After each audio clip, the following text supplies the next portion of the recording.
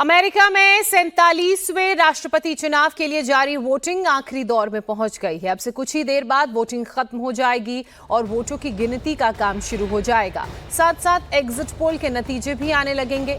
राष्ट्रपति पद की रेस के लिए रिपब्लिकन पार्टी के नेता डोनाल्ड ट्रंप और डेमोक्रेटिक पार्टी की उनकी प्रतिद्वंदी कमला हैरिस के बीच कांटे की टक्कर है। फाइनल नतीजे आने में 1 या 2 दिन का वक्त लग सकता है। अमेरिका के 50 राज्यों और राजधानी वॉशिंगटन डीसी में कुल 538 इलेक्टोरल सीट्स हैं। चुनाव जीतने के लिए ट्रंप या कमला हैरिस को 270 सीटें जीतना जरूरी है। इस चुनाव में कुल 7 स्विंग स्टेट्स हैं। अकेले इन 7 स्विंग राज्यों में ही 93 सीटें हैं, यानी कि ये कभी भी किसी के भी पक्ष में बाजी पलट सकते हैं। कमला हैरिस फिलहाल अमेरिका के उपराष्ट्रपति हैं, तो वहीं डोनाल्ड ट्रंप 2017 से 2021 तक राष्ट्रपति अमेरिका के रह चुके हैं और दोनों के ही बीच कड़ा मुकाबला।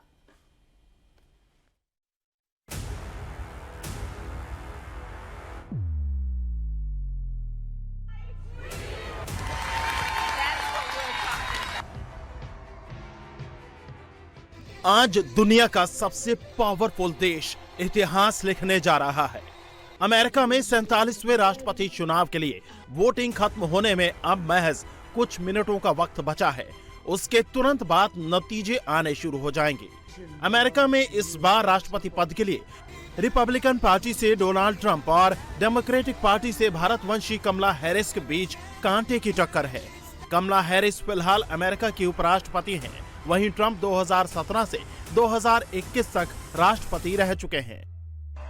अगर इस बार डोनाल्ड ट्रंप राष्ट्रपति चुने जाते हैं तो वो 132 साल पुराना इतिहास दोहराएंगे। अगर ऐसा होता है तो ये अमेरिका के इतिहास में दूसरी बार होगा जब कोई पूर्व राष्ट्रपति कमबैक करेगा। ट्रंप व्हाइट हाउस से निकलने के बाद दोबारा राष्ट्रपति आवास में एंट्री करने वाले दूसरे राष्ट्रपति होंगे। फ्लोरिडा में अपनी पत्नी मेलानिया ट्रंप के साथ वोट डालने के बाद ट्रंप अपनी जीत को लेकर कॉन्फिडेंट दिखे। I think so. I mean, I hear we're doing very well there in Georgia. I hear we're doing very well. I hear we're doing very well everywhere. Fulfilled. I think we're going to have a very big victory today. इससे पहले साल 1892 के राष्ट्रपति चुनाव में Grover Cleveland ने ये कारनामा किया था। क्लीवलैंड ने साल 1884 का चुनाव जीता था। वहीं साल 1888 में ग्रोवर को हार का सामना करना पड़ा था, लेकिन साल 1892 में अमेरिका के लोगों ने फिर से उन पर भरोसा जताया और ग्रोवर ने इतिहास रचा था। और अब यही इतिहास रचने का मौका डोनाल्ड ट्रंप के पास है। लेकिन अगर कमला हैरिस जीतती हैं, तो वो अमेरिका की पहली महिला राष्ट्रपति बनने का इतिहास लिख देंगी। मतलब ये कि इस बार जीत किसी की भी हो, अमेरिकी राष्ट्रपति चुनाव में इतिहास बनना तो तय है। Here is my pledge to you. As president, I pledge to seek common ground and common sense solutions to the challenges you face. I pledge that I am not looking to score political points. I am looking to make progress. America में इस बार कमला Harris और Donald Trump के बीच कांटे का मुकाबला है। ये voting के महज 12 मिनट बाद आए नतीजों से समझा जा सकता है। न्यू हैम्पशायर के डिक्सविल नाच में चुनाव नतीजे सामने आ गए। यहाँ सिर्फ 6 वोट थे। इनमें 4 रिपब्लिकन पार्टी के रजिस्टर्ड वोटर हैं। इसके बावजूद रिपब्लिकन पार्टी को 3 और डेमोक्रेटिक पार्टी को 3 वोट मिले। रिपब्लिकन का 1 वोटर पलट गया। लेकिन सभी की निगाहें स्विंग स्टेट्स पर टिकी हुई हैं। अमेरिकी राष्ट्रपति के चुनाव में स्विंग स्टेट्स इतने अहम क्यों हैं, इसे इस तरह समझा जा सकता है। अमेरिका के 50 राज्य सियासी तौर पर 3 रंगों में बटे हुए हैं। रेड स्टेट्स ऐसे राज्य हैं जहां रिपब्लिकन पार्टी का बोलबाला है। इन राज्यों में 1980 से ही रिपब्लिकन पार्टी जीतती आई है। यही वजह है कि ट्रंप ज्यादातर मौकों पर लाल कैप लगाए हुए दिखते हैं। वहीं ब्लू स्टेट्स ऐसे राज्य हैं जहां डेमोक्रेट्स का वर्चस्व है और 1992 से यहां डेमोक्रेटिक उम्मीदवार जीतते रहे हैं। जबकि तीसरे पर्पल स्टेट्स हैं जिन्हें स्विंग स्टेट्स कहा जाता है।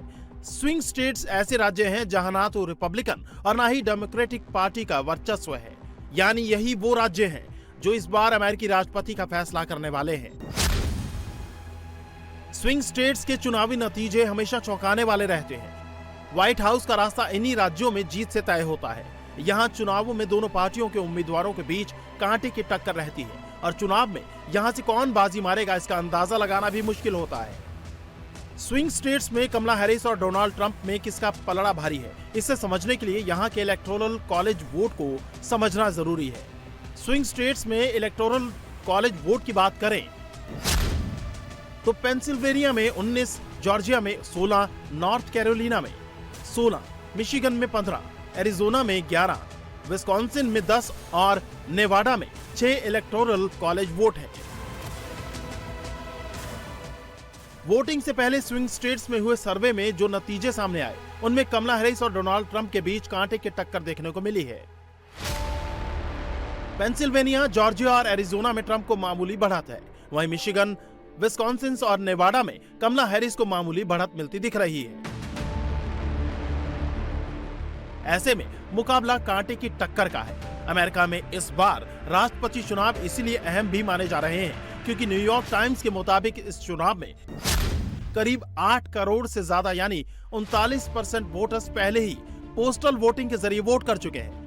सबसे ज्यादा नॉर्थ कैरोलिना में 66% अर्ली वोटिंग हुई है। वहीं फ्लोरिडा में 61% अर्ली वोटिंग हुई है, जबकि सबसे कम मिसौरी में 8% तो वहीं न्यू जर्सी में 9% वोटिंग हुई। ये आंकड़े कोरोना काल में भी हुई अर्ली वोटिंग से ज्यादा हैं। अमेरिका में 50 राज्यों और राजधानी वाशिंगटन डीसी में कुल 538 इलेक्टोरल वोट्स यानी सीटें हैं। चुनाव जीतने के लिए 270 सीटें जीतना जरूरी है। भारत के लिहाज से अमेरिकी राष्ट्रपति चुनाव भी काफी अहम माना जा रहा है। अमेरिका का राष्ट्रपति कोई भी बने, वो भारत के साथ अच्छे रिश्ते रखने की कोशिश जरूर करेगा। President Trump has a really good relationship with Prime Minister Modi, and Prime Minister Modi is going to be around for a while. They're both very business savvy. They're both very pro-business. I think they could grow the world economy together. I think India is going to have the third largest GDP in the world within the next 5 years. That plays well to our trade. That plays well to what standards we have, how we view the world. India is a great ally, a strategic ally in that region. They're basically at war with China in the Arunachal region. They need somebody on their side to help them with arms, with technology, with trade. We need each other. I think having the oldest and the largest democracies on the same team bodes well for us. The problem with Harris, once again, is we don't come from a strength position. अब सभी की निगाहें नतीजों पर है, जो America की राजनीति में नया इतिहास लिखने जा रहा है।